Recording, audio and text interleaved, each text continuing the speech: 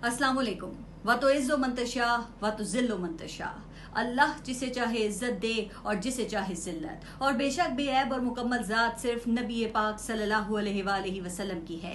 कई दिन से वैसे मुख्तलिफ हलकों में मौलाना तारिक जमील साहब की ऐवान वज़ीर आज़म में मीडिया के नामवर एंकर्स की मौजूदगी में की जाने वाली बात और नसीहत, और फिर इस गुफ्तगू पर उन एंकर से हाथ जोड़कर माफी मांगने पर इस वक्त काफी बात हो रही है।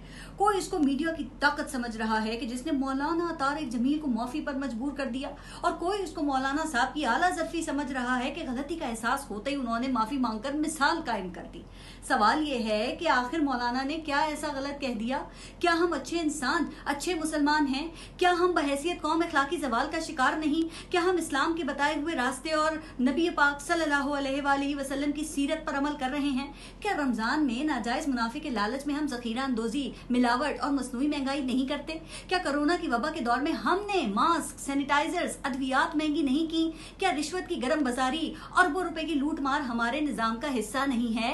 क्या झूठ, मकरो फरेब, अय्यारी और दगाबाजी हमारी जिंदगियों का हिस्सा नहीं है? अगर ये सब है तो फिर मौलाना तारिक जमील ने ऐसा क्या कह दिया कि उनको माफी मांगना पड़ी? ये मसला सच का नहीं है। हाँ, ये मसला अपने अपने सच का जरूर है, क्योंकि यहाँ सच सिर्फ वो है जो दूसरों के बारे में बोला जाता है, बाकी सब तो फरिश्ते हैं ना। मौलाना से गलती ये हुई कि गलत वक्त पर गलत लोगों के सामने सही बात कह दी।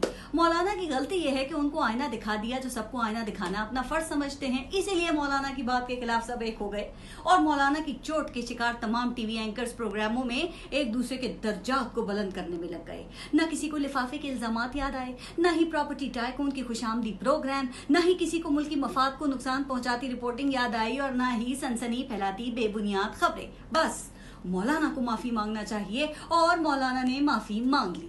अब पता नहीं ये मौलाना तारिक जमील की बेबसी है या मीडिया की बेहिसी, ये सच की शिकस्त है या झूठ की फतह, लेकिन मैं ये जरूर जानती हूँ और मानती भी हूँ कि वो सब जो आज मौलाना से माफी मंगवाकर खुश हो रहे हैं ना, ये माफी उनके लिए खुशी का शादियाना नहीं, बल्कि ये माफी उनके लिए शर्म का ताजियाना है।